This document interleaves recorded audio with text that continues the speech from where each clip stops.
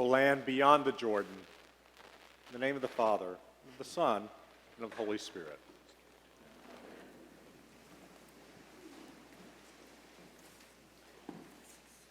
So why did Peter drop his net and follow Jesus?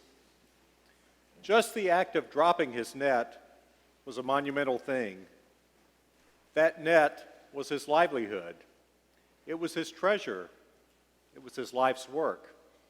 He had spent his daytime hours learning how best to use it to catch fish.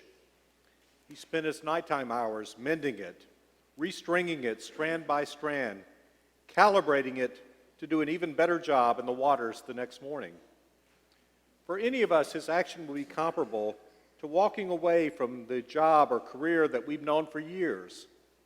Not only walking away, but leaving behind everything we built up during our time on that job. He not only left behind his security, he left behind what he always believed would be his legacy. Why in the world would he do this? Perhaps it was because Jesus was such a charismatic figure, he could not say no to him. But I wonder if it was that for the first time in his life, Peter was given an invitation. He was given a choice to do something different, a choice to follow and perhaps to help create a different way of being, a choice to go on an adventure that could change him and perhaps even change the world.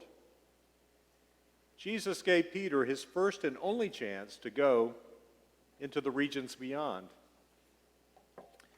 Most colleges and seminaries have a motto, usually 3 to 4 words, that aspires to capture the essence of the school's identity and mission. My seminary was no different, and its motto is, "Into the regions beyond." Each time I reflect on that motto, one person invariably comes to mind, a woman named Lottie Moon. Any of you who grew up Southern Baptist will remember that name. As children, we would put our pennies and spare change in little blue mite boxes throughout the year so that in December we could all march up to the front of the church and proudly present them as part of the Lottie Moon Christmas offering for foreign missions.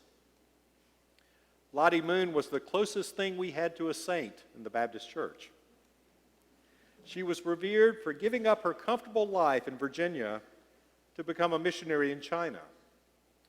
She was a young, single woman in the 1800s who wanted to make service to God her life's work. The choices available to women in those days for such a life were extremely limited. Her expected path, of course, was marriage. She wrote 2 articles for the Religious Herald, the Baptist newspaper in Virginia, in which she argued that Southern Baptist women should be allowed to be paid to do religious work. Lottie learned that the Southern Baptist Church was looking for a single woman to serve as a missionary in China. She volunteered, she applied, and she was accepted. While she did feel a sense of genuine call to China, part of the reason she went was that it was the only option available to her to become a paid religious professional. Like Peter's fateful encounter with Jesus on the lakeshore, it was the only choice she had. And like it did for him, it was a choice that would take her into the regions beyond. Notice how Matthew introduces Jesus' call of Peter and the first disciples. He does it with our Old Testament lesson from Isaiah today. In the latter time, he will make glorious the way of the sea, the land beyond the Jordan, Galilee of the nations. Through this way of framing the story of calling disciples, we see the call of these fishermen through the lens of God's vision, which is a global one.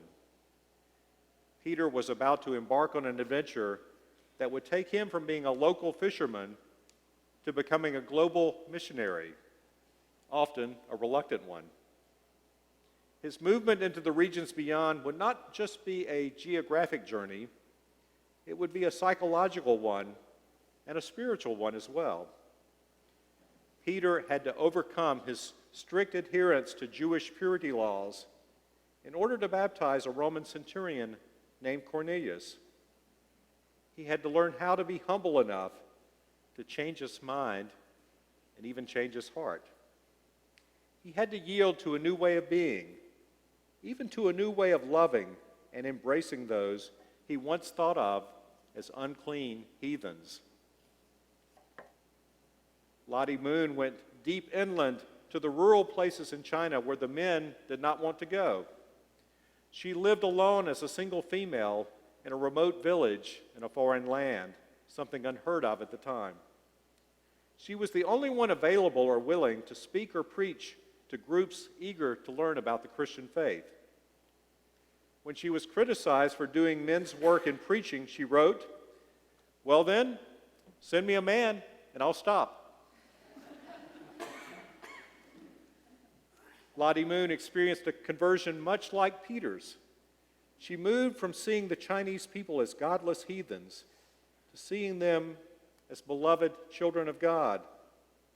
She began to see herself as a fellow native on a shared journey of mutual love, mutual learning, and mutual companionship.